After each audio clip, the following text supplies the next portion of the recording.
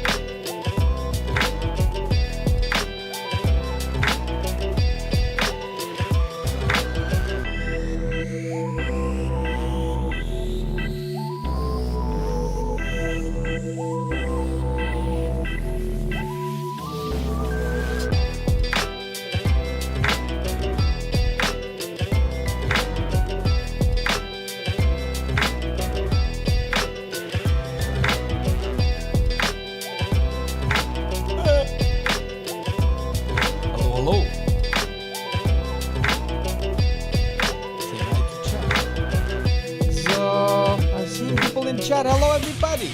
We're just finishing up some things on our end. And, Sure we are. A lot of things need to be finished. yes. So look at that cool raw wrap up. Isn't that beautiful? I don't know who made that, but whoever made it was a freaking legend. I'm telling you. Yeah, the fire. Fire and embers and metallic. Metallic. Shall we reveal ourselves? I wonder who's behind. Door number 3. Number 3. Yeah, that's a black screen, and here we are. Before anything, we do have a couple of people on, so I just want to make sure that the voice sync is currently working. So everybody who's watching, listening right now is the voice in sync. You know how it goes around here. Normally have sound sync issues. It's always happened because the internet in Romania is so fast. I think that's fine. Slightly off. It's fine. The music's too loud. We'll turn off the music. Yeah, there you go. All right. So now with the sound and everything should be good. What is the delay on your thing over there? Like I cannot tell because I don't have sounds to figure out the delay. Yeah, but the delay set up on your OBS. No, at the microphone settings. I mean, is it okay, Bhakti? It's 250. Okay. I've made no changes. We got confirmation that it's perfect. Just fiddle, just caress it a little bit. Fiddle with it, it's all good. So, how you doing, Flame? Are you ready for today's show? I am slightly excited because I have done zero research on the topics because I wanted to be wowed. So it's gonna be fun. You're gonna be wowed. Well, it's I mean, videos on this have been coming out for the last one-ish day. I didn't see anything. I'm not. Listen, it's fine. We're gonna, cover some of the topics. I mean, there's a lot of topics to be covered. We're not going in through all of them, but once the famous book, it's famous already. Once the book is out, we're gonna get into a lot more things. But it's basically today's wrap up, episode 16, is all about Blizzard, the specifically the past of Blizzard, which you probably will be surprised about some things. I know I was. And then he made a documentary on Blizzard back a couple of years ago. Yeah. That was quite a long time ago. It kind of like shattered a couple of things that I believed to be true or interesting. But it confirmed some other things as well. So it's not like the end of the world or something, but it's awesome. So what have you been doing the last couple of days, Flame? Tell us about yourself. The last couple of days, I have been getting into Hunter on the PTR because Hunter has had changes, and I realized that nobody is on the PTR, or if they are, they just sit in Dornogal. So doing world quests or something. I don't in Dornogal. Well, I guess there's like at least 2 world quests in Dornogal, but I've been hitting Wood the entire time, which is the name I give to the training dummies in Dornogal to figure out exactly what's going on with the Hunter changes because.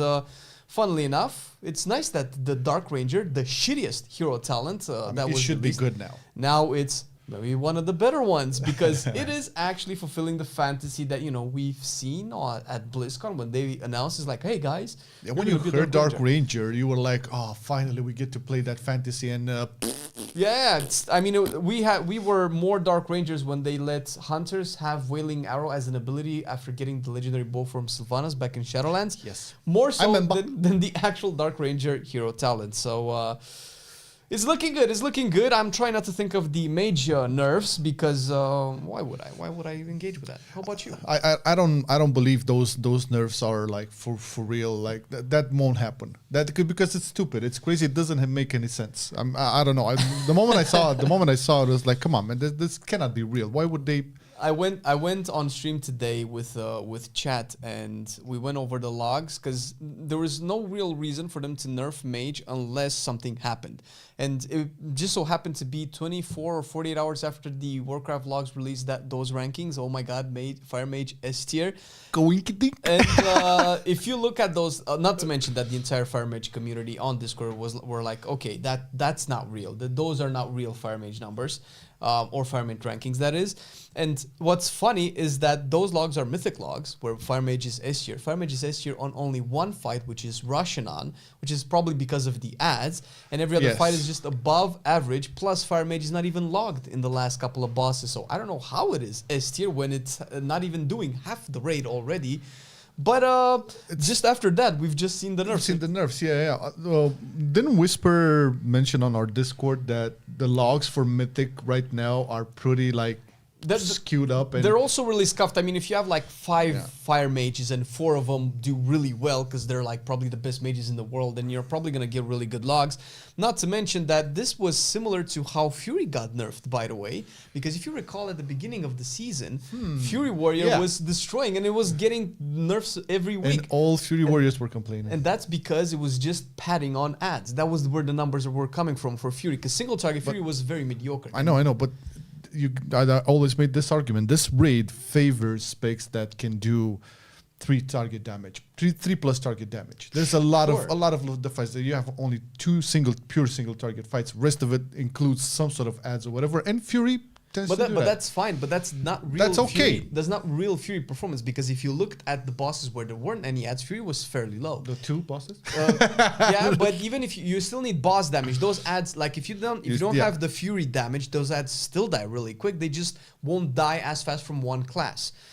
So what ended up happening is that Fury was even worse now on bosses. It's doing way less single target damage. And if you look at some of the like Sikron and whatever else, it's just pure boss damage is fairly low. So I have a feeling that maybe Fire Mage is kind of heading into that direction. So listen, if you want to nerf it, fine, but don't nerf it because somebody made a ranking, put Fire Mage S tier, and then it's like, I don't think so. No, I just think like they probably looked at it a little bit superficially, at, pulling out the latest data on Mythic logs, because that's what Wowhead did also. It's just pulled out the latest data for Mythic, and you're gonna see Fire Mage on top. Well, it's like, wow, those 3%, 6% buffs really paid off. Yeah, just boosted its damage by 30% somehow. Yeah, it was bound to happen, but I do believe those will not remain. I mean, probably not. No, it's fun to poke the bear a little bit, but what's kind of frustrating a little bit is just they're way too sudden.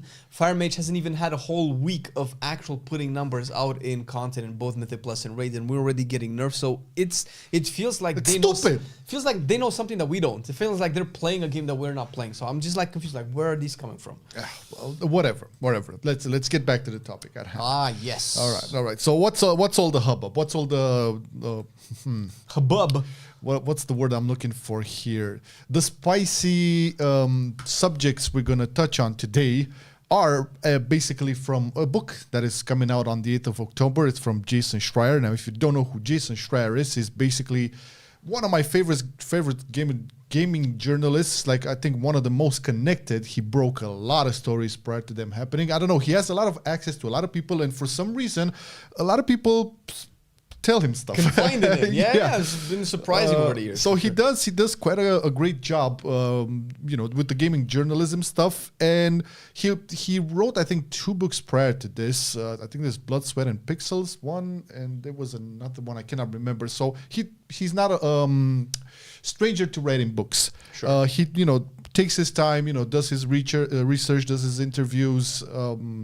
From what I understand, he also like informed Blizzard on everything that's about to be revealed. Ooh. And the company didn't really make any comment or anything, but he mentioned that it's fair, for anybody who will be part of his investigations to know what is coming. So he believes in transparency in journalism. Well, sure. I mean, what was Blizzard gonna say for an investigation into its situation after the last couple of years? Like, if you say no, it's a little bit, suspicious. The interesting thing about it is that Blizzard, like the people that are being talked about in this book, they're not there anymore. Like, I think for the most part, he did mention that a lot of the interviews and discussions he had in the book are also from current people from Blizzard. Oh, okay. And the range of jobs, from entry one developers all the way to some executive staff. So he talked with a lot of people from there. Better, but how long has he been doing this? Because I've heard about this book for I think at least a year or two. I don't know when he started exactly, but I think he's been working at it for 2 years almost, something like that. Mm-hmm. So it is like work in development, finally showing off. But he took his time. This is the thing about Jason, whenever there's breaking news, and as a proper journalist that he is, he'll deliver it. But this is different.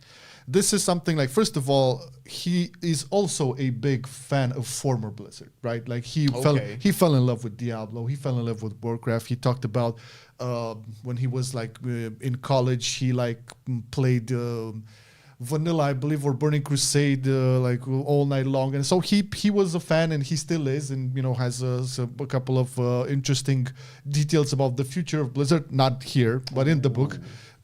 So he came out to do this probably out of a place of love, but also, to serve the people what been happening. But for what is interesting to us, he's on a super promotion tour right now, doing podcasts and interviews and all that. And he also did an AMA on Reddit. This is where I got this was on Monday. Remember, we talked on Monday, and that Monday morning after I came from the gym, prior to going to the gym, and that was it. I've seen this, and I was like, oh boy, wow, dude, oh my God, there's a lot. So this basically, he talks about things that are also in the book, but in the book, they're much more detailed, right?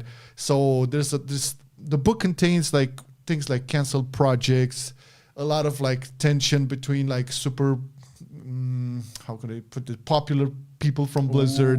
Do we know who they are from the AMA, or are we yes, we're gonna look at a couple of them.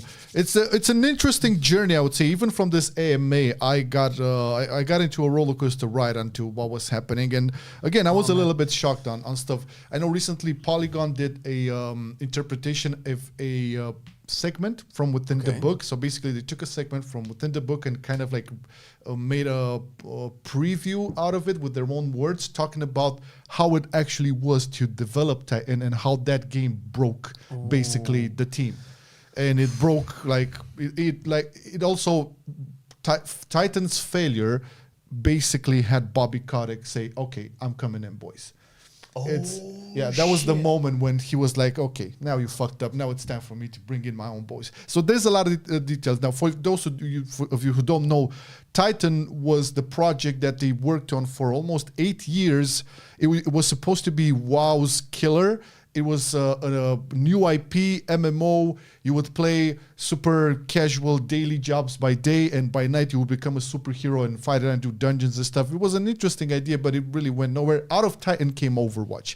Some of the classes from Overwatch were originally planned to be classes in Titan. So this is what Titan was, a humongous project led by the biggest figures in Blizzard. Right. It was supposed to be the next big MMO. They started development on that in 2006. Oh yeah, I've been hearing Titan ever since I think Yeah. Personally, I've heard ever since I think Wrath came out, people were talking like, "Oh, do you know this secret project, Super Titan?" It's like, "Oh boy, Yeah. this sounds really cool," and then nothing ever happened. It was something like everybody who was playing World of Warcraft and was a little bit like in tune with what was happening on the forums and not too much social media on the internet. Basically, kind of knew that the whispers about Titan, this new big thing that would change, because that was what they said. That was when whenever Blizzard announced something, oh shit, this is gonna be good, right? Was when it was still that time, but I think funny enough, that I think that is not. I don't think it's mentioned in the book. It's just from what I can understand. But Project Titan really fucked up everything for them. It's like they really broke everybody because not to spoil it, we're gonna get to it because there's I think there's a segment here, or oh no, it's not. So we can talk about it now. So when they decided to like brick it, it was basically somebody said that they had material for Titan to make 5 different games. Jesus. The problem with Titan was that it didn't really have a clear direction and strong leadership. And as much as I respect and admire Rob Pardo, because Rob Pardo was the lead of the project. We're going to have some details about Rob Pardo as well. Rob Pardo, I think he used to be the creative director back in the day, and he was responsible for a lot of good stuff from Blizzard, like StarCraft 2, Diablo, Warcraft 1, 2, 3. So he was one of the visionaries, one of the people who like gave the unification of a vision regarding the past games, the past games we love, right? So it was only logical for Rob Pardo, to be the lead of this project, Titan. Well, the problem was at the time he was also in charge still of Diablo 3, StarCraft 2, World of Warcraft, and all of that. Yeah, and he wasn't really that hands-on. And when he was hands-on, he was very stubborn and got into a lot of clashes and basically shat on a lot of people's work. So they would work for a year on something like a gameplay loop, some art, whatever. Then they would come pitch it to Rob. He would see it and he would like, no, scrap it, something else. And this has been going on and on. You can imagine. That's what he did for like a year's work. I mean, that was if basically... it's shit, it's shit, but it's like a year's work of... Yeah, and it 8 years, 78 years in development, and also $80 million. Holy... cost. And that, starting from 2006 and ending in 2013. It was no coincidence now that looking back that he resigned in 2014. In the Polygon article, they talk about Mike actually, pulling him aside and saying, listen, man, you better resign. Because basically so he did a lot of stupid shit on Project Titan, especially on the last couple of years of development. Team morale was at an all-time low. Nobody was understanding what they're supposed to do. You had there was an example where somebody in the art department was being asked to do some sort of like concept or whatever for a scene, and he would do it. He would come in, and somebody else from that art department would say, "But I did that a year ago. Look, I have it here." So you can imagine the chaos that was in there, right? Jesus. There was like super lack of, So somewhere in the summer of 2013, I believe, all of the Titan development team was called in, for like an all hands on meeting, and Rob Pardo, was trying to address them. He got up, crying, telling them that, okay, guys, we have to cancel this. It's going nowhere. Blah blah blah. And a lot of the people, a lot of the executives, a lot of the leadership from Blizzard lost respect for him. A lot of the people, managers, team leads lost respect for him, and they didn't want to like work with him anymore because the majority blamed him for not being there and not providing the cohesive vision for it. And he's not 100% entirely to blame, but he was the leader of this project. Yeah. And because of that, a lot of people are asking within Blizzard for him to leave. And I'm talking about, the inner circle of Mike Morhaime, which we'll get to. We're asking Mike, okay, you have to fire him. That's it. And in 2014, he left, basically. So it all kind of, the puzzle kind of fits into pieces. It was sad to read because, again, prior to this, Rob Pardo was like super well regarded, and he did great job with the previous franchises for Blizzard. Again, Warcraft, Diablo, StarCraft. He was the creative director. He made it all happen, like everything you love about it. So we see it from this side, but what goes into I guess in this case, Rob Pardo's head, when if he had that much responsibility with all of the projects and all of the games that he was in charge of, going into Titan, which I don't know how much pressure he might have been under, considering the expectations of Titan being like, I mean, it was hyped, and obviously, if we as the community knew about it, and we were excited, as like, oh my god, Blizzard is launching a whole new game called Titan, and it wasn't just like a name; it was Titan. You kind of have some implicit expectations that that's going to be pretty big, and so all of that pressure surmounted in him, plus everything else that he was in charge of. I can understand that that creates a lot of room for failure. It was a lot on his plate, but you have to remember when he decided to take this project as his baby, he also pulled out all of the best people from all the teams. This was a big problem. Like, he had Metzen on, he had Kaplan on, he had all of the best artists. Yeah, everybody was on the Titan project. While they were doing the other stuff? Yes. And, the difference was like all of the other people will pour in their heart and souls and stuff like that. And this is why when you look back at, 2014 BlizzCon or 2015, I cannot remember, when they announced Overwatch for the first time. I think it was 2014. Maybe mistaken, who knows? But Metzen came out on stage and announced it, right? And you can see his eyes slowly becoming teary, because it was also, and he also talked about this. It was like from that cancellation of the project, from the bits and pieces, him and Kaplan and some other folks made something work, and it was like very emotional for him, because he knew he lived through all of that drama, stress, and pain to try to make Titan work. And eventually it didn't, and at least they had something to show for. Because imagine 8 years of work, people working, like crunching. It's a long time, man. For that to never see the light of day, it's demoralizing. You just don't want to do anything anymore. You get into a super depressed state because we know that they've canceled a lot of projects, right? I don't know how many of them are. I think this was the most advanced. Yeah, but that's the thing. Like, sure, I mean, not everything comes out, right? It's to kind of trying to understand what they have to go through. We can only relate it to what we're kind of doing here. Whenever we have like cool video ideas and we think about it, and we're just like, oh, we cannot do this. This won't work, right? And for us, it's like, oh, fuck, man, that sucks. That's too bad, right? And expand this feeling into a work and a project for 8 years, dozens, maybe hundreds of people involved, hours and hours and hours, and then it doesn't come out.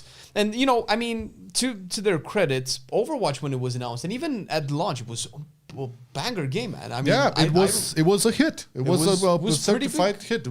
They kind of dropped the ball. Not doing good right now. Yeah, They kind of messed up with it. There's a story on that as well, because once Bobby saw the success of Overwatch, he was like, whoa. He could smell the salty air of the sea. Yeah. So, this wasn't not prepared, like the Titan discussion. There's a lot more details on that within the book. So, again, the book is like Play Nicest by Jason Schreier. It comes out on October the 8th. And we can bet your ass once I get my hands on this, we're going to have a lot of videos about a lot of stuff, because it's like very interesting. We're doing this because for one thing, I think we're both like Blizzard fanboys from when we were like kids almost. 2000. And like the people who work there, and like the public images, like Morhaime, like Metzen, like Kaplan, like a lot of folks that showed up during the years were semi-heroes to us in a way, like they created this. So there's a passion there, and I think this is why also Jason wrote this, because there's that Blizzard fanboyism going into it. You cannot help but be, you couldn't help but be fans of Blizzard in the initial days, man. Like the way Blizzard was perceived as a gaming company. They could do no wrong back in the day. They were the company to follow. They were the example. They were setting everything, the standards for the precedents for all of the stuff that was all new genre, improved genre, remodeled RTS, created the ARPG, revolutionized MMOs. Like, it was crazy. I haven't met a single person that played any Blizzard games back in the early 2000s that weren't like, dude, these guys are fucking nailing it, man. Yeah, that's what I'm saying. Blizzard was like the sweet child that could do no wrong back in the 90s and the early 2000s, right? Well, never meet your heroes. It is indeed the fall from grace. It did kind of like match with the buyout from Activision Blizzard, becoming Activision Blizzard. So there's obviously some things to be talked about there. But regardless, now we talked on the show in the past about Blizzard trying to get some deals with Netflix. I know Warcraft was on the table. Oh, that's what we're starting with. Yeah. So, dude, okay, don't get too excited. There's some answers because you want to reveal all the book details, right? You told me. Yeah, but we know for sure. What we knew for sure was that there was a discussion about a Diablo series on Netflix. Okay. We speculated, both of us on this show, that Warcraft could very possibly be something that would be still make it on the small screen, I guess. Yeah, because we had that animated thing. I know that you're going to touch about something, but we still don't know if that's not coming, right? Considering we know there's the Warcraft brand being worked on at Blizzard and more than just video games. Well, we'll see. But eventually, the thing is, did you know that there was also plans for StarCraft on Netflix and Overwatch? Oh my god, not StarCraft. Yeah. So this question was from Elementium on the Reddit AMA. Any insights into why Blizzard hasn't branched out into movies, TV, animation? Yeah, the 2016 Warcraft film happened, but it seems strange how in 20 plus years of WoW and even longer history of Blizzard story-heavy IPs, they've been incredibly light on expanding from games. WoW books, short-lived comic series, are they trying at all? And this is his very short answer. Sure. The book reveals that they had series in development with Netflix for StarCraft, Overwatch, and Diablo. And this link that is in the response is basically towards the lawsuit Blizzard had with Netflix because of a lot of problems. So Netflix poked a lot of executives from Blizzard. That was one thing, and there was a lot of issues there. So this is why, to your point, like we don't know if they're still doing anything. They could be doing something. They could be doing something with somebody else. We don't know, but they're probably still in like litigious terms with Netflix. But we say Netflix because that's like the go-to. It doesn't have to be Netflix. Like we know Amazon does a lot of stuff. Yeah, that's HBO, what I'm saying. like animated. Like if we talk animated, I think Netflix had the best ones. Oh yeah. Well, I mean if you're going to market Arcane. No, if you do an animated, it has to be on Netflix because there's already an audience there that expects and appreciates this kind of stuff. And it doesn't mean that it cannot be on Amazon Prime or anything like that, but you already have a base to go off of when it comes to Netflix. So, but what I found interesting about this is like he initially typoed Warcraft there. Warcraft was never planned for this. There was only Overwatch, StarCraft, and Diablo for this. Maybe because they had bigger plans in terms of the movies. But it depends on what when the timeline of these projects was set to be. We know StarCraft 2 released in 2010, and we knew that the movie, when did it come out? 2014? 2016. 2016. So they were probably working for at least 3 years on the movie before it came out. So even more than that. The work on the movie started in 2006. The first script wasn't. Nut. Yeah. Okay. So obviously, if they were working on the movie and they had an option to do Netflix, they probably wouldn't, do also Warcraft for Netflix because they had.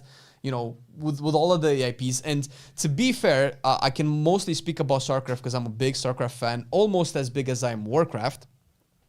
StarCraft was very big when StarCraft 2 released. It was the esports. StarCraft essentially kind of created esports altogether, and it revolutionized it in 2010. If you think you know esports now, there's a whole discussion that we can have on StarCraft and how it's like a 1 hour video about that topic. Yeah. It's a lot, so it wouldn't surprise me that they also planned to piggyback on the popularity of the IP to make a show, make a screening somehow. I mean the lore, the universe. We have so many books. The story from StarCraft 1 and Brood War, dude. Let's listen. Bias aside, I've read most of the Warcraft books and I've read all of the StarCraft books. Are better. Yes. Yeah. I like because it's a little bit more political. It's more grounded. It's more relatable because it's humans. Yeah, but it was. like we're both fans of StarCraft, and my hope is that at some point with the Xbox purchase and whatever, once they stop, firing people, because Xbox, Microsoft, they have this nice appetite for RTS. You see what they did with Age of Empires remasters, the remasters for Age of Empires 4, now with Age of Mythology Retold. So they put in the resources for that. I'm really hoping, first of all, for a Warcraft 3 proper reforged, because they botched that franchise, that game so hard, it's unreal with the reforged stuff. You think that's still nobody plausible? knows. Nobody knows. No. I know they can do it, but I'm not talking about the possibilities of a studio doing it. I'm talking about the possibility of people buying it.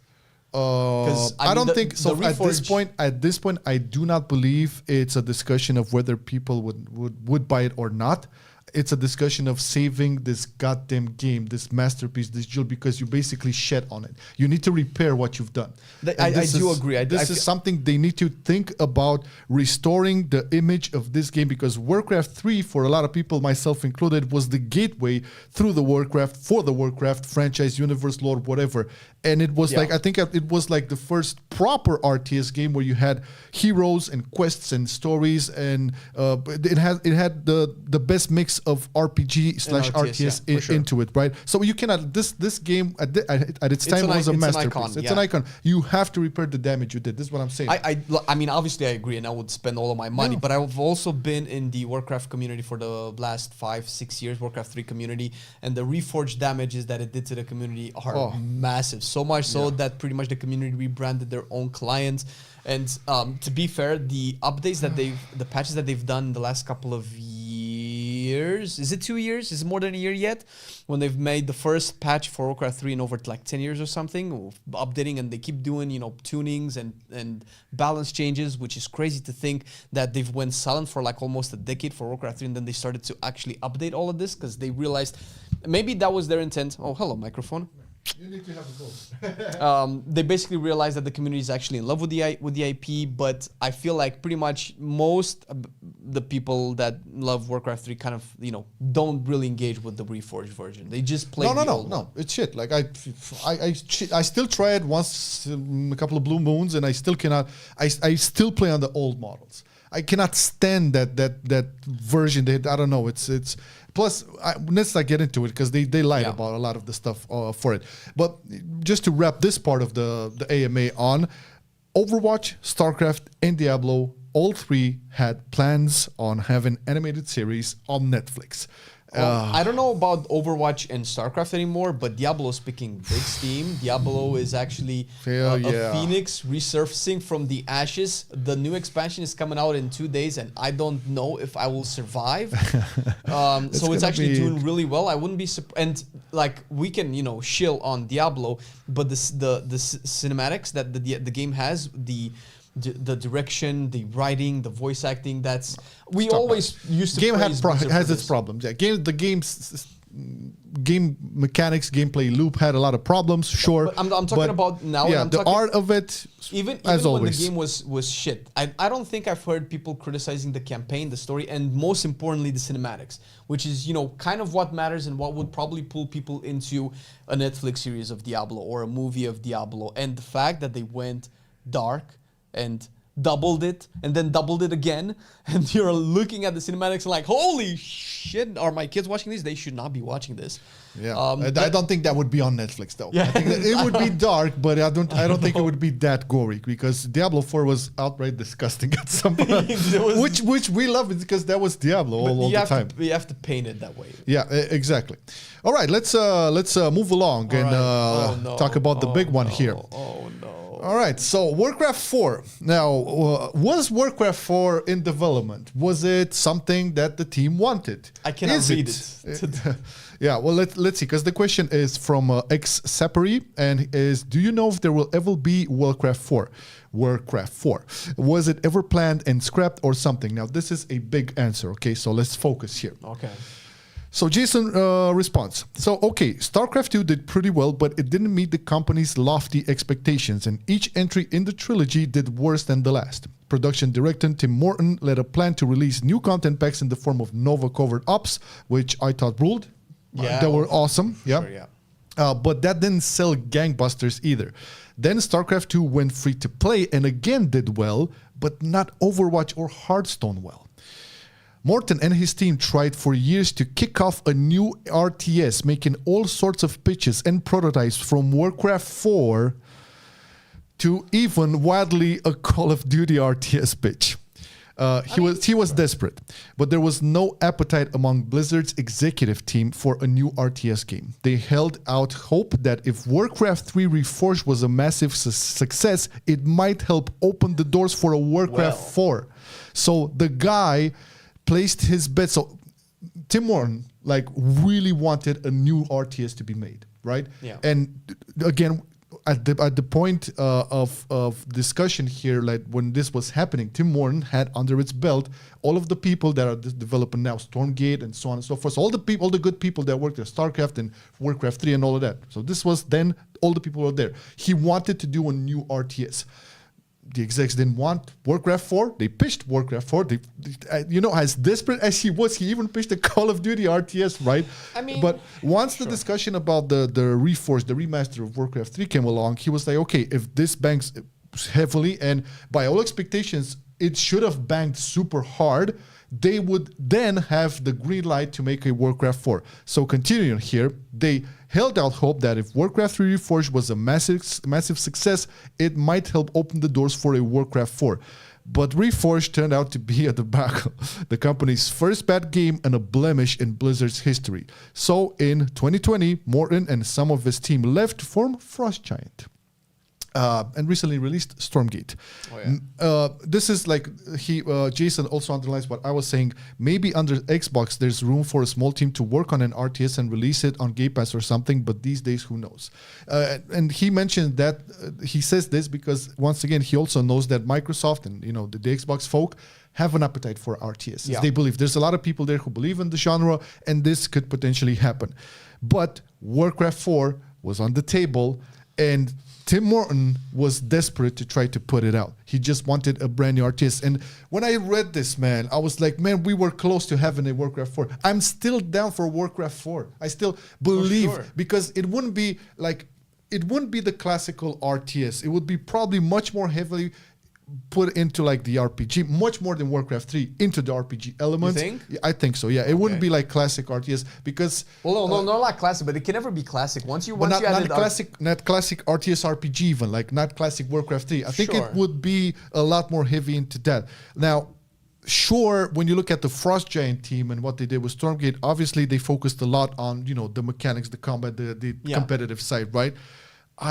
When it comes to Warcraft and Warcraft 4, all I think about is how you tie in the stories. How does this progress from World of Warcraft? It has to be that way because a problem with the fall of StarCraft 2 from its grace was, from the sidelines perspective and hearing people talk about it, was the difficulty of the game and the high barrier of entry for people. StarCraft 2 is not an easy game. It could possibly be mechanically one of the hardest games ever made, similar to Brood War. Brood War is probably a little bit higher. So that's probably what pulled people away from StarCraft, especially when it comes to esports. League of Legends and Dota 2 eventually came along and stole that crowd, and stole a lot of crowd that used to be Blizzard fanboys. And slowly but surely over the years, the StarCraft 2 and RTS community start to die out, where only the loyalists still remained. Yeah. But that's only because of Blizzard-style RTSs, which are probably some, if not the best out in the world, but they're also very known for being mechanically very difficult to perform really well. Warcraft 3 not as much, but when you look at other RTSs that come up from different companies, Age of Empires or anything like that, they pull, but they're not known to be that difficult. So if you do make a Warcraft 4, it has to be a slightly different type of RTS. It cannot be that mechanically heavy. For sure. Also, it's going to be very hard to make that feel of a Blizzard RTS. There's a specific feel to StarCraft, to Brood War, to StarCraft 2, to Warcraft 3. There's a feel when you play it. That team is no longer there. And if they do decide to do something about it, I'm dreaming about Warcraft 4. It would be an amazing entry, no doubt. For sure. But first, they have to repair Warcraft 3. They have to do something. So they have to get one of the teams that handled the remaster for Age of Empires and fix whatever they can fix and make a relaunch of Warcraft 3 Reforged, and first of all, repair and wash away that shame they did. Because also, like, you know, Jason also said, like, Warcraft 3 was Reforged was a massive debacle. It was indeed Blizzard's first bad game. If you think about it, it was the first time. Oh yeah, for sure. That we ever seen. I mean, we've had WoW expansions where we were like, "What's going on over here?" But yeah, well, I think the Reforged that was like BFA. That was doing BFA. COVID was right around the corner because Warcraft 3 Reforged launched in January 2020. So and the COVID was around the corner in February, March or something. So we weren't too far off, right? Yeah. And we were on the cusp of BFA. I think that was in 8.1. A lot of people criticized it back then, but there was also super fans. So it wasn't like it. I think the worst thing that happened prior to that was the announcement of Diablo Immortal. That was like in 2018. Yeah. But other than that, you know, there wasn't like no bad games from Blizzard just yet. Okay. Yeah, for sure. So this has happened, and it kind of like ruined a lot of its reputation. Warcraft 4, if it will ever be a thing, honest to God, I really want them to like hire Frost Giant and have him make it, because I don't know any other team that could deliver on that field. And also that has that passion and skill. They're super passionate. Stormgate. It actually feels. It feels like that, right? It brings back some of that memory, so you can definitely feel like the old nostalgia there. But I can definitely see this go both ways.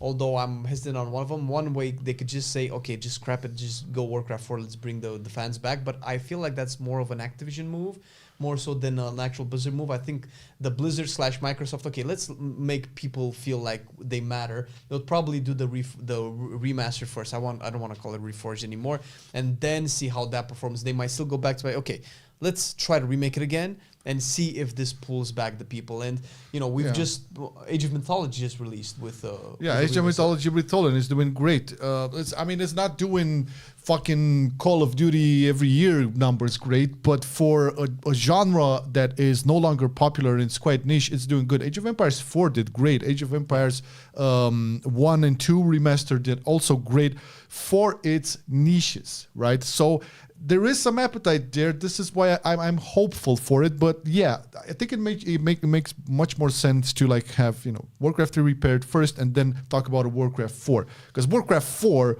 would obviously mean, wow, a lot of like, can you imagine the characters that would for WoW, dude? That's what I'm thinking about, like all of the stories that we and the characters that we met along all of the expansions. Can you imagine how do you like translate that into an RPG / RTS? Who knows? Maybe Warcraft 4 will be a full-fledged RPG with some micro strategy. Who knows? Maybe they won't go on this route. But yeah, so Warcraft 4 was a thing. People were desperate to make it. They were hoping for Warcraft 3 Reforged to be a success, so they would be able to make it in the latest, at least. Yeah. Didn't happen. Then we got Frost Giant, and they made Stormgate, and you know the rest of the story. So I found this. I was happy reading this, but also very sad. So it was mixed emotions on this one. You know what I'm thinking? Blizzard greenlit this information to be out into the public, knowing that there's a level of frustration that people have with the recent development of Overwatch, of World of Warcraft. In the last they didn't greenlit anything. No, this is information from people that worked over there, undisclosed names, and not this, like Blizzard did not comment on anything on this book, like current Blizzard. So they did not greenlit stuff. They did not comment. They did nothing. No. So well, I was gonna say that maybe they're fine with this information being out, considering that they might be working on other Warcraft projects that are gonna make it all go under the rug. It's not the situation like that. No. So again, as I said in the beginning, Jason reached out to Blizzard. They got their copies of the book, like all of the Blizzard offices, so they know what the book is about. They did not comment. Okay. But again, there was a lot of talk about, you know, the people who were interviewed, who had discussions. He had hours with some of the folk that used to work there. Listen, man, if there's somebody that I would believe, it's Jason Schreier. Like his stories never proved to be like baity or bait and switch or not true. Everything he put out so far, it was spot on. Yeah. So that's the case. But let's talk about some of our heroes here. Chris Metzen versus Rob Pardo. Big feud. I like the Star Wars banner. So apparently, we all know Chris Metzen. I don't know. I knew Rob Pardo from a long time, but not everybody knows Rob Pardo. We made an introduction about him. He was one of the big names of Blizzard, the creative director when in the good days of Blizzard. Overseen and made sure things happen like StarCraft, Warcraft, Diablo, all of that, right? Yeah. So very creative person. Another creative person is obviously Chris Metzen. And we tend to know that back then, Chris was a little bit of a hothead. And you would think, like, when I first saw this, I believed, like, okay, maybe this was something that Chris made happen. It was his fault because he was the rock star. Everybody cheered and loved him at BlizzCon. He got a little bit of an attitude. He got a little bit of fame blame going on, right? And he didn't take any shit from Rob Pardo. Well, let's see. So this was from Leon Harte on the Reddit. In your new book, you mentioned like Mike Morhaime resigned as CEO because he was tired of fighting back against Bobby Kotick for control over Blizzard, essentially, particularly after Project Titan was canceled. Chris Metzen stated he had developed several health issues following the cancellation of Project Titan and the development of Overwatch, but has since returned to lead the creative directive of the Warcraft franchise several months ago, which happens to be after Bobby Kotick has left the company. Did Metzen and Kotick ever clash in a similar way that Morhaime and Kotick did, and was that a factor in his decision to resign? Likewise, did the departure of Kotick be enough motivation for Metzen to return? Now, Jason answered shortly, I don't believe so, but Metzen and Pardo sure did. He means like the clashes. And then somebody else like further in the AMA wanted to push on this, right? Okay. So just scrolling down. This is from SpiderX30. Could you share more details about the Pardo-Metzen feud? That sounds huge for two of the bigger names in the early WoW days. Okay, so he mentioned there's lots on this in the book. But yeah, the two of them did not get along. Pardo's management style made him some enemies. I don't want to be elusive, but I think people should read about this particular relationship with full context rather than just me summing it up here. Now, remember what I talked about, how he led Project Titan. Yeah. And imagine that type of chaos and work being shed on after a year of effort put into it. I don't imagine a creative mind like Metzen taking it very well. Yeah, exactly. And apparently it was really nasty. Now, I've seen a couple of more excerpts on this from Jason on Twitter's, and I think there was also on a podcast or interview. Okay. Dude, it was heated. Oh, there were meetings with yellings and threats, and it was heated. Because listen, this is like you would normally, when you see these guys, like you see Rob Pardo, like at past BlizzCons, like, talking very almost academically, like good sense, good overview, super presence, very on point, smart, all of that. You wouldn't imagine this guy could throw shit out of his mouth and, be all hectic and throwing a fit. Okay. Metzen, on the other hand, you would see him as the coolest guy on Blizzard, right? Yeah, back in the day, you would see him as, geek is. He made it cool to be a geek and all of that. You would probably could have envisioned him being like, super passionate and energetic, emotional, all of that, but not to the extent that you would throw on threats and get heated and stuff. Dude.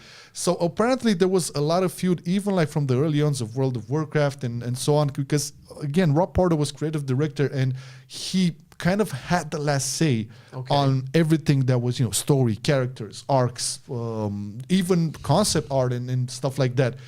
And, Metzen being Metzen, he is the father of Azeroth. He made the map. He made all of the, obviously inspired a lot from Warhammer, from the Warhammer universe, and Lord of the Rings as well. But again, he had this like you have to have this feeling of ownership. Like, dude, you cannot bend what is mine. What is mine worked for us. Yeah, but that's also one thing. But you create a world. When you create a world, you create an idea, you create a plan, you create a character. You envision what that character is. It's not. I don't want to say that it's like having a child, but it's, I guess, maybe a similar thing, because you impart emotion, you impart vision, you impart a road for that character to grow and that world to be the kind of world that it is, especially when it comes to world building, which, without Metzen, we've seen where that can go without actual proper world building and cohesive within the story and the characters. And if that gets attacked in any way or denied in any way, that kind of throws that's in terms of a creative mind, that throws a lot of wrenches into your life. But no, it has to work this way. So I can see where some frustration from Metzen would come from. I mean, I can only imagine, right? So if you know anything about Chris Metzen, in a period of his life when he was working on StarCraft 2 and I think Cataclysm, he basically transposed a lot of his personal issues and dramas within the stories of these games, okay? And I think at some point, Rob Pardo went in to say, it's like, dude, I get it. Okay, you're Thrall, you're Jim Raynor, you're all these characters. You're putting all of this within these games, but we need a little bit more. And I think that's where the clashes really started happening. On top of the fact that during all of this, there was also Project Titan in the background, which was led terribly.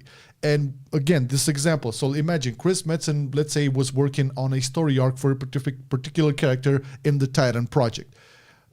He worked on it for a year, right? Then comes the meeting with Rob Pardo and other executives or whatever. He pitches this, and Rob Pardo just dismisses it on the spot.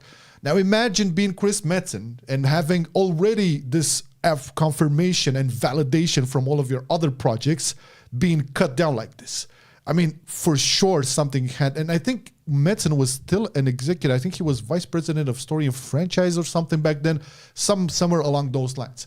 So the fires were burning within the company, and there was even more. Like we'll get to it, but this was one example. Okay. I'm really curious to see because I do really like Chris Metzen a lot, and I also liked Rob Pardo a lot. There's a really cool GDC interview discussion with Rob Pardo, and it's interesting because Rob Pardo went on to make Bonfire Studios, and so far there's nothing coming out of them. There's nothing coming out of Dreamhaven either, like from Mike Morheime's conglomerate of studios. Yeah. The only ones that actually made something were Frost Giant with Stormgate. So I don't know, maybe it's a coinkydink because of Rob Pardo not delivering anything with Bonfire. Maybe he still has that stupid, chaotic management style. But again, for a creative and a passionate mind like Metzen, who worked his ass off for a lot of these projects and put his soul into it, basically his life, his personal life and life experiences in those characters, he probably did that with Titan as well. He probably did that. Now his departure makes a lot more sense because that kind of stress builds up over the years. Yeah, but Metzen confirmed, in his post-departure from Blizzard with Scott Johnson, this was in 2016 or 17, he talked a lot about, the stress that he got sick. He was in the hospital. Oh, there was the stress amount from, the Titan project and everything low. He was wearing a lot of hats, basically. And it kind of and I think the feuds and the constant stress from all of the projects and all of the heat he had with Pardo. And then this took a toll in the following years. So it's by no surprise. And long story short, for Metzen at least, I'm super happy because right now he's just head of the Warcraft franchise story and narrative. Simple. And that's all good. He doesn't have to be in all pots. But I found this super interesting. I would have never thought there was super beef, this heated beef between people. Having beef, beef is a strong word, but having creative differences makes sense. It was yelling and threats. But that's not creative differences. Yeah, but that's that level, heat, baby boy. That's. I mean, if you really want to think about it, that just says people have a lot of passion for the company, for the game, or used to have at the very least. And you get attached to things, and Jesus, man, I can only imagine what went through, and let's see how it plays out from now because Rob Pardo once again is with its own thing. Didn't show anything for it, and Metzen is back, so it's all good in the end. I cannot wait to get it in the book, and there's a lot of talk about this. I'm in the book. To read it too. Okay, now let's talk about Mike Morheime's Inner Circle. Okay. So you guys remember the scandal that took place back in Shadowlands, and people were asking man, this was a lot of this stupid stuff was happening way back when. It didn't happen in 2021. It happened for years and years. Yeah. And a lot of people were asking did Mike knew about this? And if he did, why did this continue on to happen up until 2020? It's a very good question. I mean, he left in 2018. So up until 2018, right? But it's very hard to believe that he didn't know some of the people that were accused of these things and left the company were part of his inner circle, let's just say. But let's like where this is going. Let's see. It's a pretty interesting image for Mike. So for people who don't know, Mike Morhaime used to be the president of Blizzard Entertainment. He was one of the co-founders as well, and he was basically the all-loving, by the employees as well and by the executives as well, person. Like he would like generally be one of the most down-to-earth and passionate guys, and he was a very big fan of StarCraft. I don't know if you remember that. He was always advocating for the world championships and everything like that. He was major on that. But let's see. So this is from Foxes. Hey Jason, looking forward to your book a lot. Me too. This might be a sensitive question, but how well known to management was the harassment from people like Afrasiabi? Were Chris Metzen and Mike Morhaime actually aware of what happened? It seems like to me their part seems largely glossed over unless they actually didn't know. Okay, so here is Jason's response. Reply. Yeah. It's hard to definitely prove what somebody knew at any given time. Short of seeing documentations and emails in HR reports, which I have not access to for this book. That said, at the end of the day, Morhaime was CEO of the company, which means everything that happened there was his responsibility. I think Morhaime is a fascinating executive. He's beloved by many of the people who worked for him, and he was known for genuinely caring about the games and responding directly to emails from even the lowest level staff. But at the same time, he placed a lot of value on loyalty and tenure. And there were people in his inner circle who did bad things. So I think he was very delicate and very diplomatic and very strategic on his wording here. But there were people back then like that were accused of harassment and abuse that were kept on by Mike. And he had this concept of inner circle. So he basically rewarded a lot of people for their tenure. Like the more years you have with us, the more you're being rewarded. And that would sometimes go on to like part of discrimination. Because, if you had like a 10-year dude, he got his way a lot faster and easier than a 2-year chick, for example. That was a thing. And it happened a lot. I mean, we want to know that Mike was innocent and he didn't really know, or that I'm sorry. It's hard to believe. It's hard to believe that. But I mean, innocent. Yeah, he did not do anything. He probably didn't. But he knew about this. I'm sure he knew. That's part of the problem, especially when you're the CEO, when you're the president. It's your responsibility. Yeah, Jason puts it out bluntly. Look, it's your responsibility. The fact that in his what does inner circle means? What does that mean? It means like the people that are more close to you, like you that but you actually go outside. That's a problematic way of viewing. Yes, and also like putting value on the tenure of people. Sure, you have to like repay or celebrate somebody's loyalty within the company because they didn't leave and they gather experience, but that shouldn't be translated into discrimination, and even worse, into protecting them from being exposed on whatever the fuck they did. There's a level of I want to call it nepotism in pretty much all groups of society and organizations. So that's not gonna go away. People get attached to people, and if you like somebody, you're probably going to be more courteous and have a better relationship with that person than somebody that you don't like. But there has to be like a barrier that you put in when it comes to professionalism and to work. Like having introducing friends in a work relationship, if you don't put barriers, that causes problems. That causes to reach a situation where, but I like him, right? And whenever is but I like him, then you can probably overlook certain things, and it starts with little things. And I don't know how much he knew. He probably knew enough to be responsible for some of the things, but. Well, we all remember Mike from all of his opening speeches at the BlizzCon ceremonies, or the opening ceremonies, right? He always came across as this, very likable, very gentle person, and to some extent, I believe he is. Like Jason mentioned over there, like he was beloved by a lot of people who worked for him, and he would actually take the time to reply to everybody, like even low-level staff. I loved it, and I think he genuinely cared about Blizzard franchises. There's a big chapter in the book where it's revealed how Bobby and Mike kind of fought against each other's intents and wishes. Like Bobby wanted, to Activisionize the Blizzard, and Mike wanted to contain that Blizzard creativity and freedom. So you can definitely see that side of Mike. I think the part with the inner circle is that he had a lot of close people, most of them being like from the old guard. And part of those people from the old guard did some nasty things, and we can like almost allegedly Mike knew about him and did nothing because, he respects loyalty more than anything else, and he basically protects the people from his inner circle. It's very interesting that a lot of the folks from that inner circle were accused of things, and nobody is there anymore. So I assume we're going to have names when the book is out? I don't think so. There's a lot of names thrown out, but I don't think in this specific category because this is very sensitive. There's lawsuits, so there's legal stuff involved. This is why I'm not mentioning any names here again. But it does paint a kind of a different picture of about Mike. And this is one thing that really got me sad because I really held the guy above that. He made a statement back then and saying he's sorry that he should have done better and blah, blah, blah.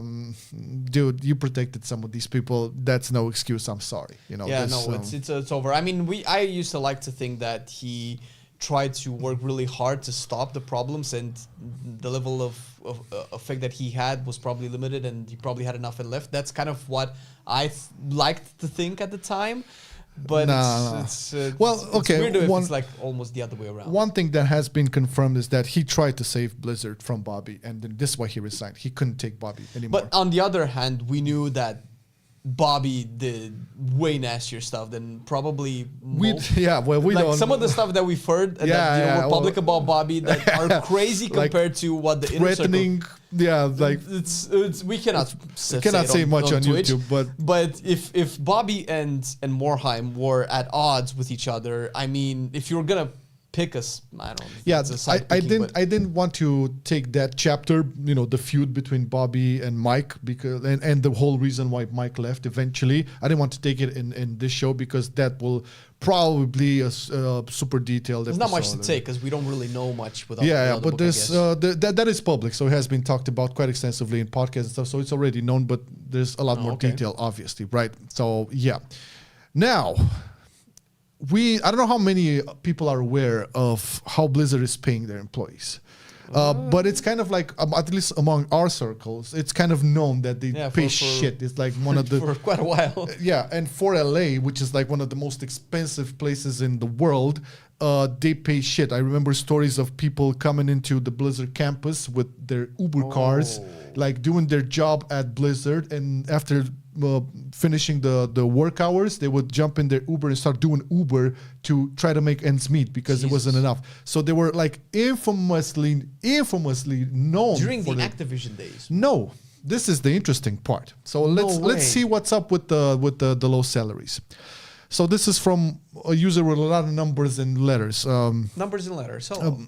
But something many Blizzard employees often state as being one of the worst things when working for Blizzard is the abhorrent pay. The issues goes as far back as at least Vanilla WoW development, where in John Statt's WoW Diary book, he mentioned that there were employees living out of their vans in the parking lot because they couldn't afford even a simple apartment on their pay. Yeah, this book is out, by the way. The explanation for the longest time for this is that Blizzard can get away with it because they have so many passionate individuals willing to work for them for less pay.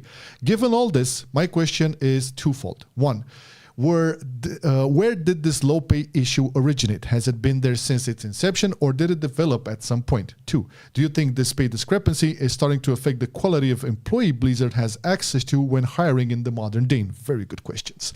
Okay, now the last question is, he said it's hard to answer too, but this book absolutely addresses question one, and the answer is from the very, very beginning. Oh, damn. So you'll see in the book. What does very, very beginning mean? Okay, let's see.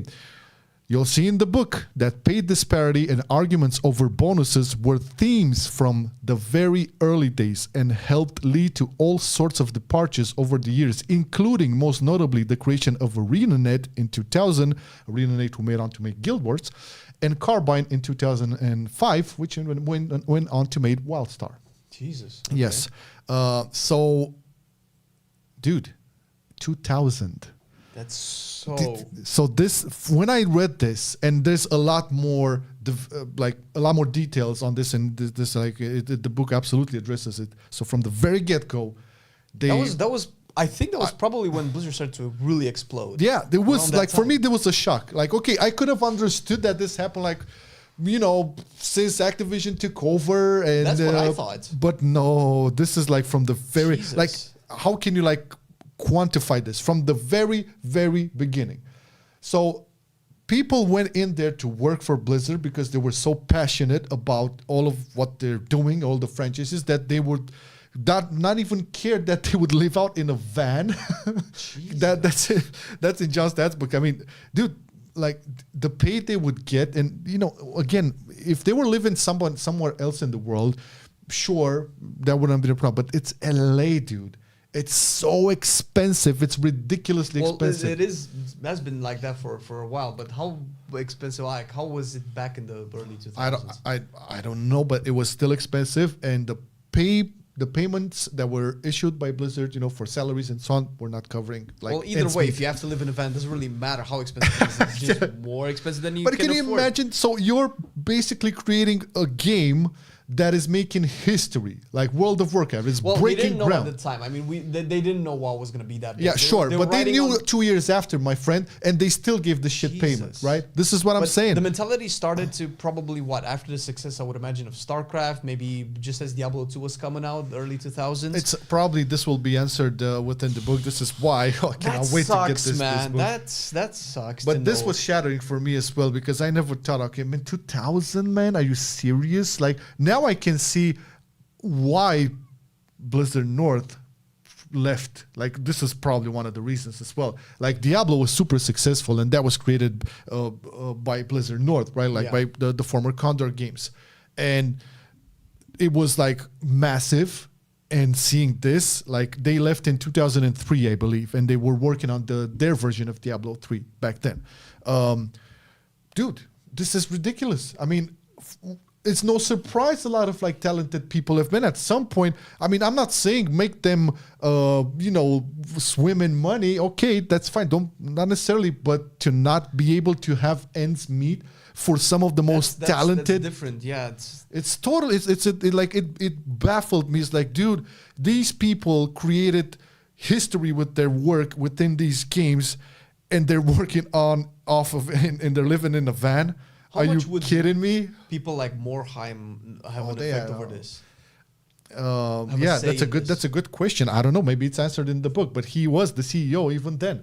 I would imagine the CEO doesn't really have a lot of too much say in how people are paid. That's probably a different department, I would imagine. Financial, the chief financial officer, the CFO, for sure. Yeah.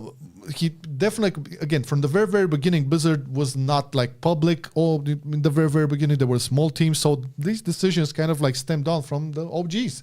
Jesus. I think the OGs were doing fine, but like people who actually made the difference and make these games work and tick, not so much. That's the thing, because very weird. The way Blizzard has been perceived by people, and I'm saying people, but I'm kind of projecting here. It's mostly me as well. It started to rise from the late 90s to the mid 2000s up until, you know, probably Cataclysm. It started to constantly rise, like, oh my God, this is giant. They're making good games. Look at all of these people making our memories for us, for our childhoods and all of that stuff. And I always thought that these were the days where Blizzard was the good stuff. You know, you enjoyed the best games ever made from people being exploited. That boggles my mind because I can wrap my head around, oh, okay, Activision came in and started to really mess up with people, and Blizzard was riding its high of being the giant in the marketplace when it comes to gaming, and then they would exploit that image and exploit that brand and influence over people. But if I always thought that was maybe sort of a myth, but it actually was true. Like at some point they really started exploiting this. Like, hey man, you're working for us. You should be happy. I can see that happening like in the mid 2000s and late 2000s, but can you imagine like 10 years ago? It was one of my dreams to work at Blizzard. I mean, whose was it? Jesus Christ, man! Like this all coming out is like, come on, man, come on. You said it best, man. Never meet your heroes, because it's So again, this was I'm from what I'm hearing, it's a lot better now. So this is. I would be surprised if it wouldn't be, to be honest. Well, they're unionized now. There's a whole different kind of worms over there. So hopefully it only will get better. Plus, it's kind of not really Blizzard anymore. It's mostly Activision. Mostly Microsoft. it's more Blizzard than ever, because it's more Blizzard than before. But I mean, when it comes to this type of thing, when it comes to the finance part, money, it's probably mostly Microsoft at this point, right? Yeah, and Microsoft has a lot of money, but they still like firing a lot of people. Like like recently, even, like people were laid off. Microsoft has a lot of money, but they're still firing people. Like Phil Spencer said, they trying to reorganize their gaming division, blah blah blah. Long story short, a lot of people were affected. Support staff, executives as well. Yeah. I don't know if the book goes into this, but I'm curious how people are being let go now under the umbrella of Microsoft as opposed to how it was before. I think the book ends. The book ends not with the most recent wave of layoffs, but the one prior to that. The big one. There was a big one, and it ends with that. This is what Jason mentioned. It ends with that, and with semi-decent chunk of info on future of Blizzard, sort of. The dude wants to sell his book. He will give you a lot of carrots for you on the sticks. It's fine. It's fine. But I'm curious to see how it evolved, and because I can understand downsizing. That's part of the corporate world. But I'm thinking about the junior developer or whatever, you're being sent on your way. Like, does it matter that you worked at Blizz now? Will your resume look good? Did you get a severance package? I think it does, dude. Okay, so you mentioned this. Probably you don't know this. Because of this pay disparity, there was a time when Riot stole a big chunk of Blizzard employees. Good. Because for once, the way they were treated, and because of the way how poorly they were paid. And once Riot started doing this, a lot of other companies started as well. And they were really skeleted at some point because of this. And to their merit, I mean, you're not gonna pay. That's how you build competition. That's how you build better salaries. A lot of people from art, the development, engineers, cinematics, animation. A lot of people were poked by Riot, and they basically. I've seen the evolution of Riot cinematics over the years. But it's it's sad for Blizzard because you just didn't keep the most talented people you had. At some point, Blizzard was considered to have the most talented workforce in the gaming industry. That's what we all thought. In all aspects, and it was. Best but cinematics, it was exploited. Best games, best community. Most amount of people up until the 2010s when games like League of Legends and Fortnite started to come up with presumably the largest player base came in out the world. way later. But I remember just from the StarCraft days how it was starting to lose viewership, and then how the player base kept increasing for League of Legends. Back in the 2010s, Blizzard was still the most players are here. This is where the most players are. Blizzard basically lost their chance to be the biggest name in MOBA.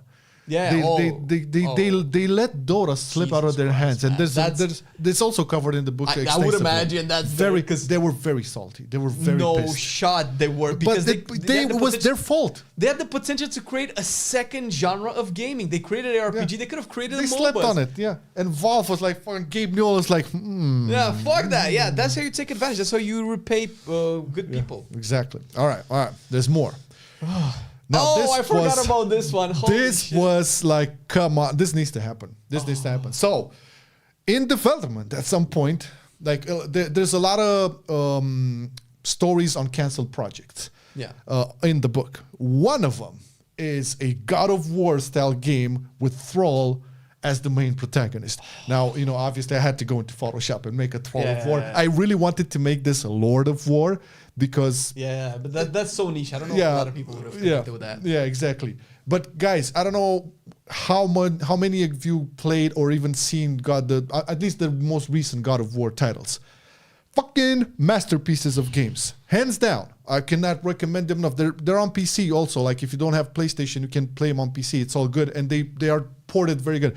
So excellent gameplay loop, story, characters, ambience, music, graphics. Like now, put Thrall and his experiences, stories, and everything like that. As a shaman. Oh, okay. Let's leave the question, then we can see what this would have meant, because I got so geeked up about this. All right, so this is from Awful Website. What a beautiful name. I've heard so many rumors and lost game ideas and demos and prototypes over the years, both on the internet at large and from Blizzard employees, both former and at times ones who were still working there. I remember hearing about a relatively recentish attempt at a God of War style game that would have featured Thrall, for example. And Jason says they're all in the book. So all the prototypes, the demos, it's all there. That one was called Andromeda. So he's confirming this was a thing. This is like not Andromeda? That's the Andromeda.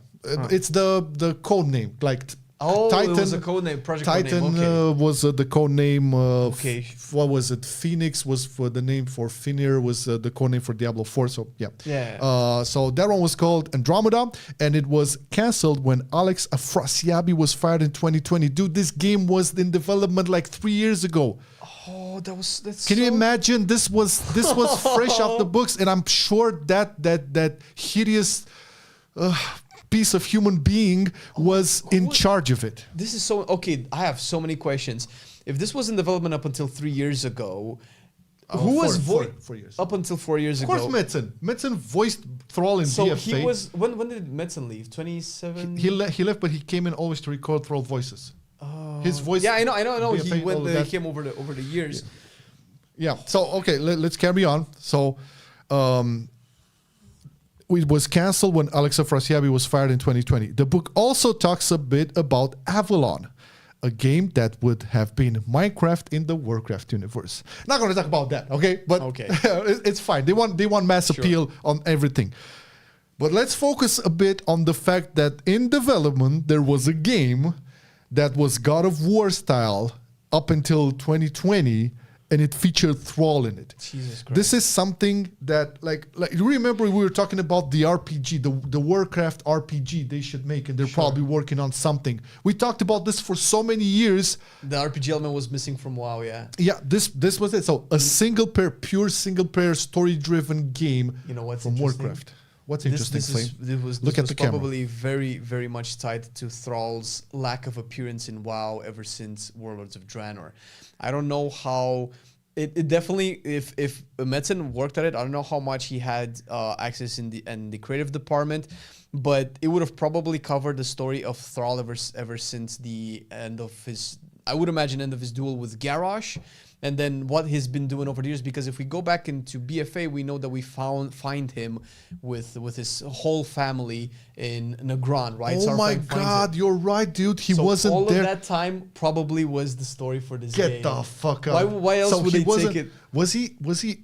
Did he show up in Legion at some point? Legion, he basically gives you the Doomhammer saying that the to him. But apart from that. The shaman class all not really. No, I don't remember him being. So we can basically count, what is it? Legion BFA. Man, it's like close to 5 years of him being absent within World of Warcraft, and that would make sense. They would can you imagine how cool that would have been? We thought he might have just given up on Thrall, and when Metzen left, they were like, oh, probably that's why Thrall isn't really featured as a prominent character in well, that was also one of the reasons, but he still recorded voice lines for him. That's the thing, dude. That would have covered that time, because you think of how do you put Thrall in the modern version of the WoW, right? How is he like? Well, you see him now. Because you think of Kratos, right? Kratos, I mean, it's a big part in Kratos story, is the main protagonist from the God of War. So if you have Thrall in a God of War game that's basically happening in the WoW universe, how is he affecting the story? Because we already know the outcome of the last expansions, and Thrall has had no impact at all. as opposed to being Saurfang's, right-hand man in dethroning Sylvanas off of, Orgrimmar. That's about it, right? He didn't really have any big plays in the last story, in the development of the story of WoW. So it would have to be like a side thing. And whenever you get the Saurfang cinematic safe haven, I think, where he goes back to Negron and finds Thrall there. First of all, how did he know Thrall was there? Second of all, why was Thrall there of any other place in the world when he was basically an Azeroth baby? He grew up on Azeroth. Like, Outland is not his home. That's not where. So that game probably would have went into that. It's like, fuck. Yeah, man. all of that story that would probably culminate with him being back home and taking care of the farm and whatever he was doing when we did the kind of like Kratos at the beginning of the man. God of War game, Yeah. man. Jesus, dude. It would have been so cool, man. Can we now think about it for a second in terms of like how Thrall is now? Like, we all knew he was a shaman. Like we ended off him being like a shaman. Like a warrior. But yeah, okay. And would have like imagine the gameplay.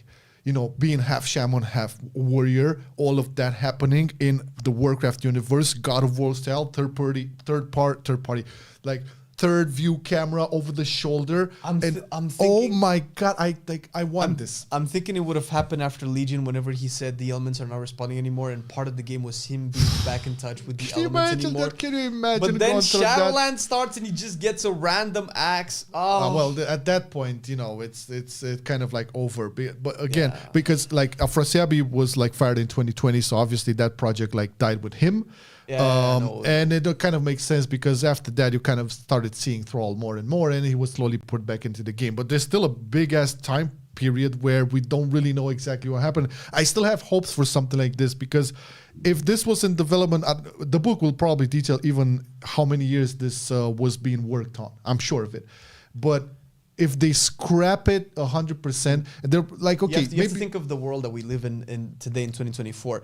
Just off of the massive success of Wukong and Space Marine 2, where Space Marine 2 is also over the shoulder camera, RPG stylish. It's different, sure, but it proves that third person. It proves that people want to get into the shoes of a character, just go through a story, through an adventure, accomplish things, level stuff, save the world, stuff like that. So that's not gone. And if anything, the recent games just proves that people want to play just a good old fashioned RPG. Pick up a dude and then just go smash things. Exactly. And I believe Warcraft is missing a proper, solid single-player RPG.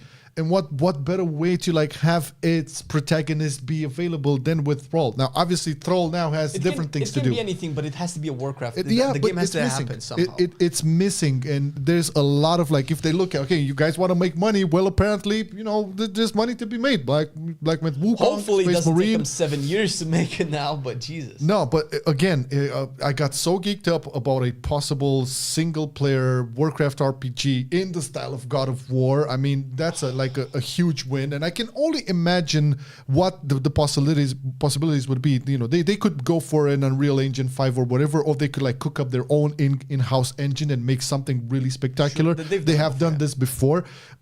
Imagine I couldn't possibly envision this as a game that would have like the more stylized graphics of WoW. I think this would have been much more modern, much more I want to say realistic, but much more texturized and detailed. For sure. With this, and God, my mind is blowing.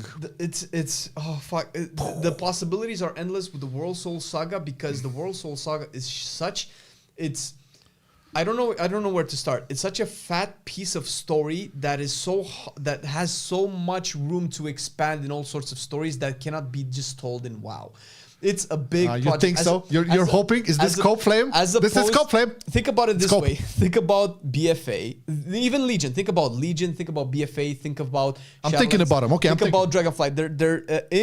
They're stories set in their own little confined expansion that after you're done with the expansion, you can essentially start something new. They're slightly disconnected. Obviously, they're kind of tied a little bit, but they could just as well be slightly disconnected. They could have, Dragonflight could have does have no connection with Shadowlands. Shadowlands could have no connection with BFA whatsoever and still work as an expansion, right? But World Soul Saga cannot do that. World Soul Saga is all connected. It's one big 6-year expansion. It's one big 6-year level story that can be fat and rich, and it can expand outside of WoW in other games, other media, and other stuff like that. I don't realistically think. Yes. I don't realistically think they might have the time to make a game that would take place in the same timeline, because it has to kind of make some sense after that. No, it has to be tied somehow. Yeah, you have to pull people from WoW to it, and of course bring in more people that don't play WoW into Warcraft universe, and then maybe get them into WoW. But it has to be tied, so it has to make sense, right? So either will come during this World Soul Saga period, or probably after. Who knows? We don't have a BlizzCon this year, but maybe next year, and hopefully something like this will be announced. Hopefully, because World of Warcraft, they will announce systems and different changes to whatever. Nothing like huge. As opposed to a Warcraft 4, this has a solid precedent of being successful. If they would make a good, not even a masterpiece, a good game, single player RPG, God of War style or whatever, it's gonna be massive. It's gonna be bang. It's gonna sell. It's gonna be give it to us already. All right. Take my money now. Okay, and the last one. All right. Now you can already see the title. Oh my God! You said this. You mentioned this. Oh no! No! Yes. This was probably the biggest disappointment. Yeah, mine too. Because so a lot of people trash Activision Blizzard, and rightfully so, and Bobby Kotick and what have you. But when it comes to the first time they introduced in-game money transactions, okay. It was because of Mike, not because Activision did not push this. Mike used to be the paragon of honorable, honest, ethical game design. Okay, let's read out the question and answer, and we'll talk about it. Okay, this is a big answer. Look at this big as okay. So first time I'm gonna read the question. Hey Jason, longtime fan of your. This is from Beyond Electric Dreams on the Reddit, right? Hey Jason, longtime fan of your journalism, hoping maybe you have some insight. I've been playing since the Rat days, around the time that Activision Blizzard merger. This took place in 2008. In 2010, they released the first store mount, the Celestial Steed. This feels like it was a watershed moment, because it feels like the Celestial Steed was something Blizzard would not have done, but was something Activision's influence caused them to do. And it seemed to be followed by many other corner cuts, arguably culminating in Warlords of Draenor, which famously cut so many features from what was promised while selling basically any unique mounts in the shop. Yeah. Do you have any insight to this period of time, or how/when the influence of Activision began to overtake classic Blizzard sensibilities? Great question, great context. Now, Jason's answer is big. This is a great question, and as far as I know, the answer is no. It was Blizzard, not Activision. To put things in context a little bit, 2009 to 2010 was an interesting time for Blizzard. World of Warcraft was firing on all cylinders and growing every year, but their other projects weren't quite as successful. StarCraft 2 had to slip a year because the new Battle.net wasn't ready, while Diablo 3 had gone through multiple reboots and Blizzard North's collapse and was still years away. People were still jazzed about Titan, but we all know what happened to that one, and we talked about it. But the server costs were high, and the company was growing more and more every year. So Mike Morhaime started pushing all of the teams to include some sort of in-game monetization. I repeat, Mike Morhaime started pushing all the teams. WoW had cosmetics, StarCraft 2 would have custom map marketplace, and Diablo 3 would have the auction house, the real money auction house. Oh yeah, we know that. Okay, fun fact. One of the reasons Diablo 3 never got a second expansion was because after removing the auction house, it no longer had a source of recurring revenue. And so Blizz decided to move straight to Diablo 4 rather than trying to make new content for it. The merger undoubtedly came with new pressures, because now, rather than just being a small part of Vivendi, Blizzard was one of the two names in the title of a publicly traded company, and I'm sure that had an impact on Morheime's decision-making. But this push for in-game revenue did not, as far as I know, come from Activision or Kotick. The pressures from Activision really started in 2013 after Titan was cancelled. This is what I was saying at the beginning. And trickled all the way down to the entirety of the company around 2017, 2018. So I was saying this in the beginning, like after they messed up Titan, that's when Bobby came in with all of his forces. But prior to that, Blizzard was known for its autonomy. Like they were always owned by some sort of parent company, but they always kept their autonomy. This was their shtick. Now, the shocking thing for me and probably for you as well is that this was not Activision. All of the in-game transactions, I'm probably now I'm thinking about the token, I'm thinking about all of the mounts, the mogs, all the things that you purchase within the game. And remember, we made an episode where I ranted a lot about that mount, the Grizzly mount, right? Yeah. This all came from Bobby Kotick. He basically wanted to monetize in-game everything that could be monetized. Find ways to monetize all the games. Okay, this is a lot to unpack, because on one hand, a president of one of the biggest gaming companies coming up with in-game transactions to support financially the growth of the company is not very surprising, especially during that time. What's surprising is that it was Mike Morhaime who was that person, because the nicest guy, everybody likes working with him, and he had to put the hat of the CEO. I understand. True, that. and then that's the thing. But he always come across. I don't know how much he engineered this himself or how much it was just naturally perceived by the people. But he always came across as this. Oh, he's the apex of good game design, of ethical game design, right? Under his leadership, Blizzard had the best games ever made in terms of just making the player happy and giving a player a good game, right? And whenever shit happened, it was always under the umbrella of somebody else, and we always thought that, if only Mike could just be the only one in charge, right? That was the vibe that Mike Morhaime gave over the years, and to see this shattered a second time today. I mean, listen, man.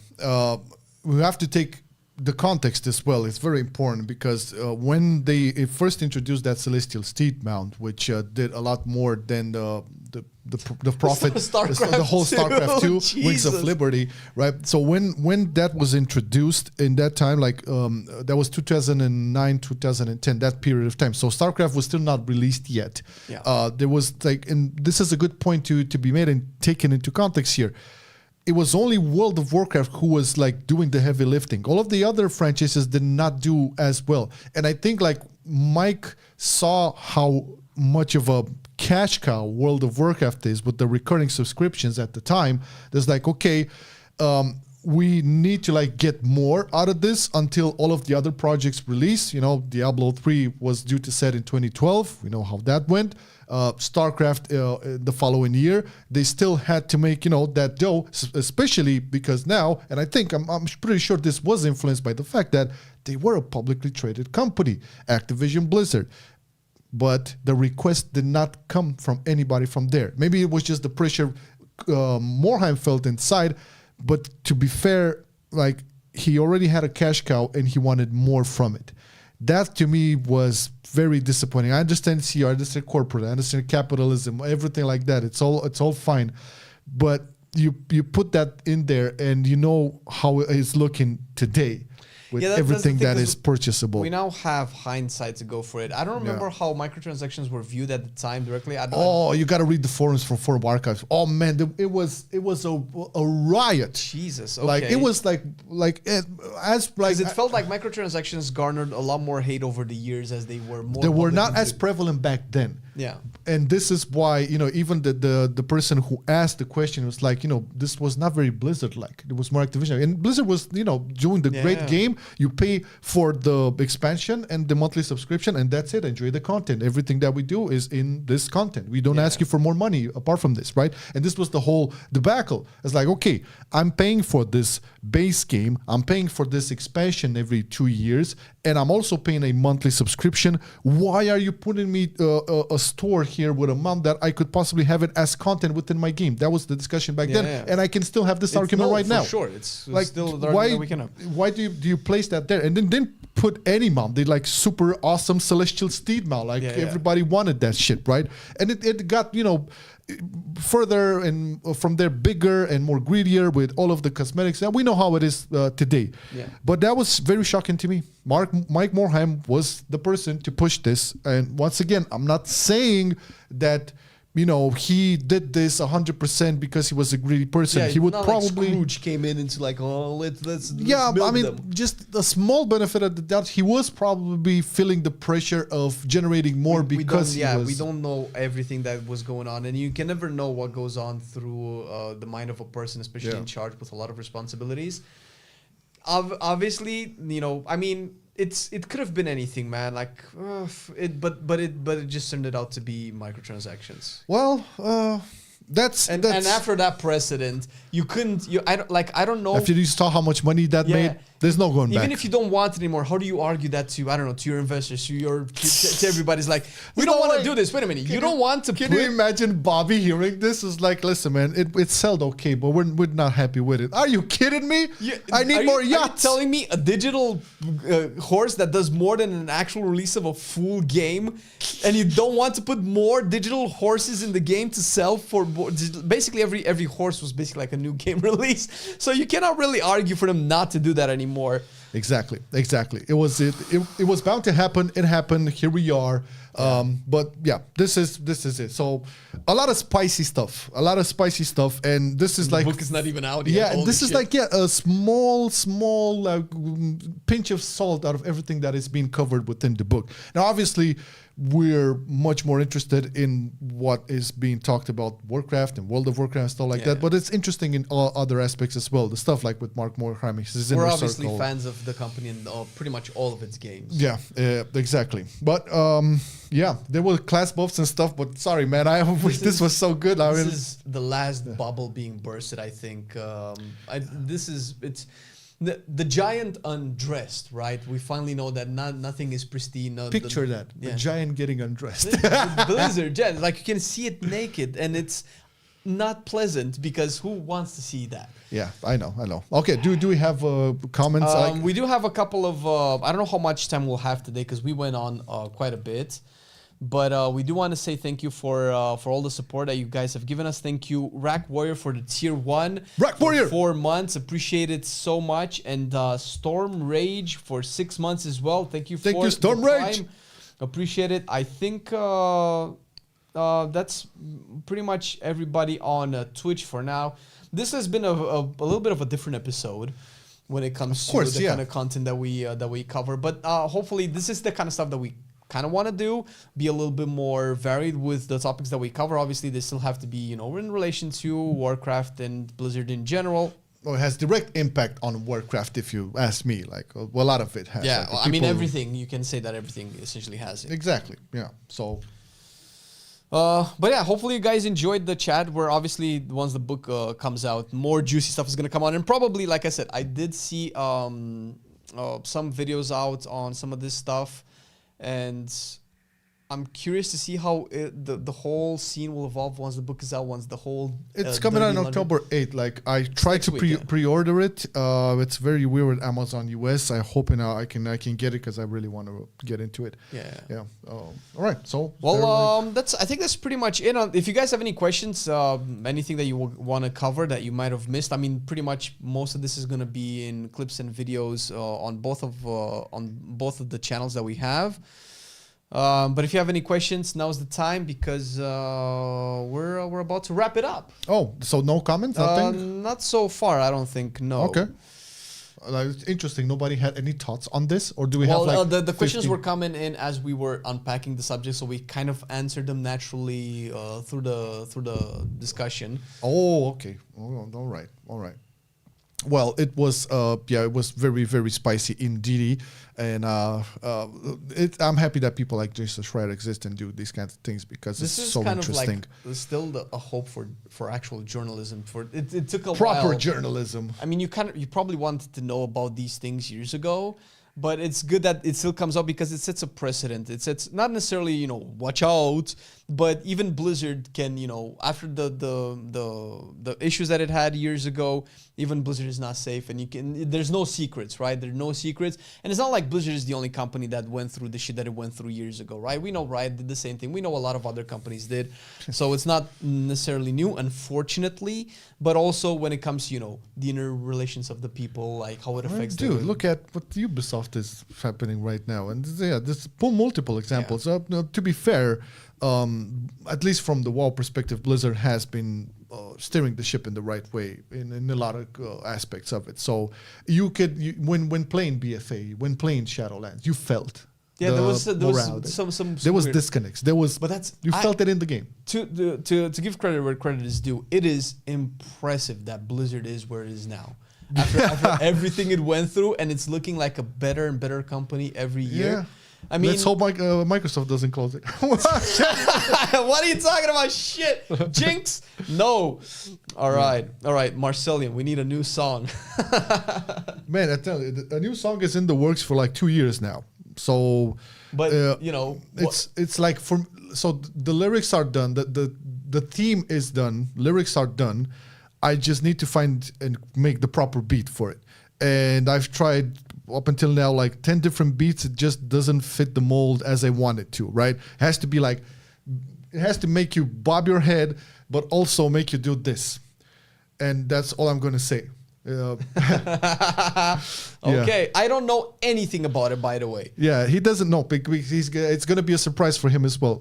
It's in the works, and it's probably going to be a little bit controversial. But hey, that's what it is. Well, listen, we slowly are getting into an age where we can actually be controversial. I mean, it's going to be hard to cater to all audiences with at least the title of the song. It's impossible. Okay, now you're making me curious, right? Yeah. Well, I think that's it for this episode. Hope you enjoyed the spicy ones. We're probably gonna be back more with more stuff. More stuff next Thursday. I think we're probably gonna cover a lot of like the anniversary patch stuff by next Thursday because we're getting closer and closer to it, and they're updating the PTR all the time. So make sure to tune in next Thursday on 10 a.m. PST, 7 p.m. CET, and catch Flame tomorrow on the stream. What are we going to do? We're playing Fury Warrior. Oh my God, Fury Warrior. Fury all right, Warrior, let's see. Because of all the nerfs. Is it still alive? Our Fury Warrior is crying still. We shall see. So thank you everybody for tuning in. Had a blast. We shall catch you next time. See ya tomorrow. Bye bye. Where is the button? Here is the button. Now switch the phone. Button. Here is the button. No. Where is the button? All right. Where is the button?